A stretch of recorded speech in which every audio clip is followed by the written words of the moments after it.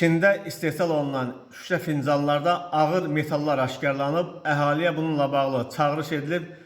Azərbaycan Qida Təhlükəsizliyi Agentliyi və Səhiyyə Nazirliyi bu barədə əhaliyə çağırış edib, eyni zamanda da bununla bağlı birgə məlumat yayılıb. Müraciətdə bildirilir ki, Azərbaycan Qida Təhlükəsizliyi Agentliyinə Avropa İttifaqının qida və yem məhsullarına dair çevik xəbərdarlıq sistemi vasitəsilə Polşadan daxil olan məlumata əsasən Çində fəaliyyət göstərən Market Union Co. Ltd. şirkət tərəfindən istehsal edilən şüşə fincanlarda kadmium və qurğuşun ağır metallarının miqrasiyası aşkarlanıb. Bu məhsulların 6 ədədi Azərbaycanda fəaliyyət göstərən Sevinç Mall Ticarət Mərkəzində yerləşən Sinsay mağazasına göndərilib.